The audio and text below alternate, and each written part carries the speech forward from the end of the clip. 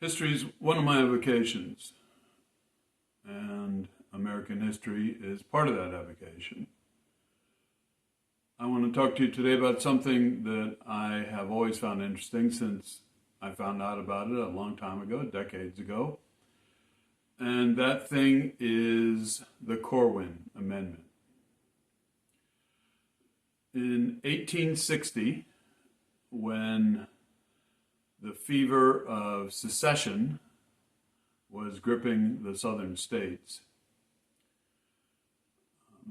President Buchanan was on his way out, and there were a lot of people that were trying to keep the Union together at any cost. Any cost. The Corwin Amendment, I'm not going to give you a lot of details on this because, frankly, you'll go to sleep. So if you want to learn more about the intricacies of the Corwin Amendment, there's lots of information available about it. Just type it into YouTube, it'll come right up. YouTube, Google, whatever. What I want to talk about today is how this would have affected the whole future of the United States from that point on. This is not going to be a long video, so don't sweat it. So let's get back to the Corwin Amendment. So Corwin was a congressman, and basically his amendment would have provided a constitutional amendment that would have made slavery legal in the states where slavery was already legal, was already practiced.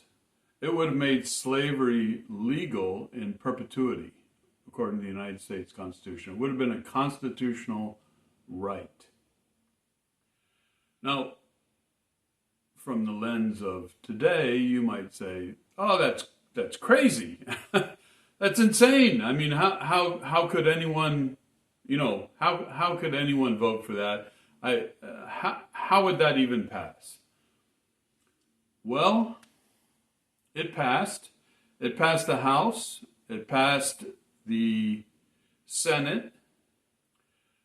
Abraham Lincoln was president by this time, and he forwarded a copy to every single governor of each state, many of which had already announced their secession from the United States. So those of you that think of Lincoln as sort of a demigod,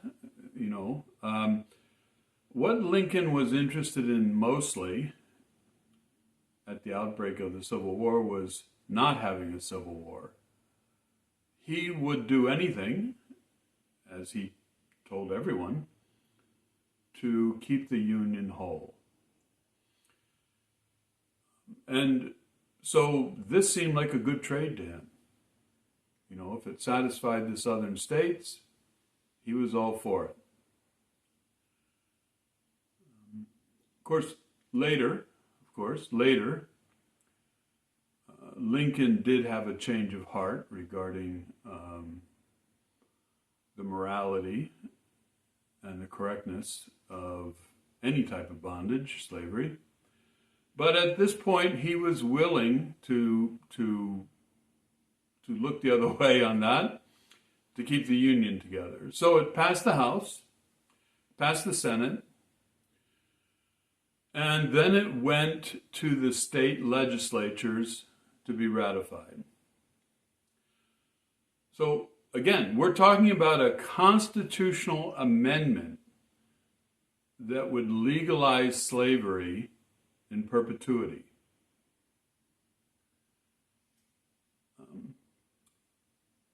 And when it went to the state legislatures, most of the southern state legislatures, they had war fever by this time.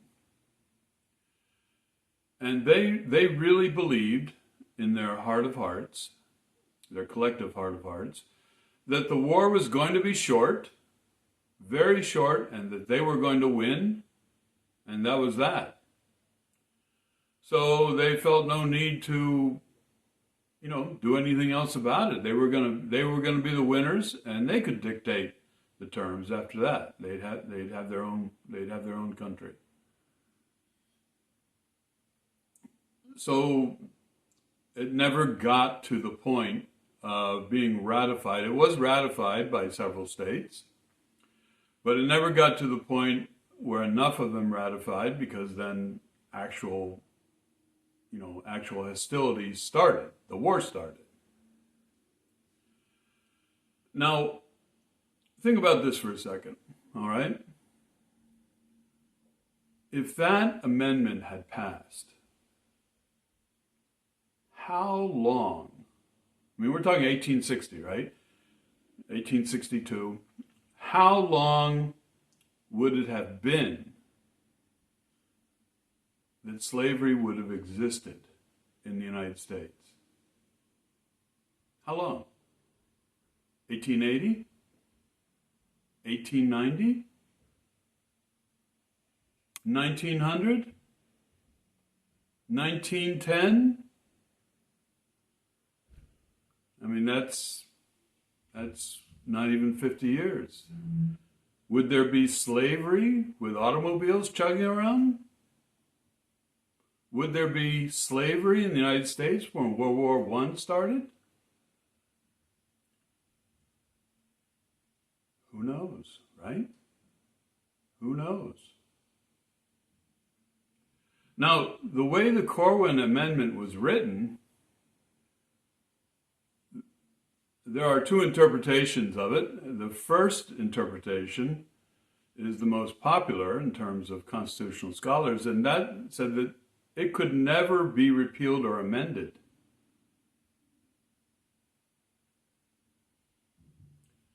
And the second one says, it could be repealed or amended through the usual process.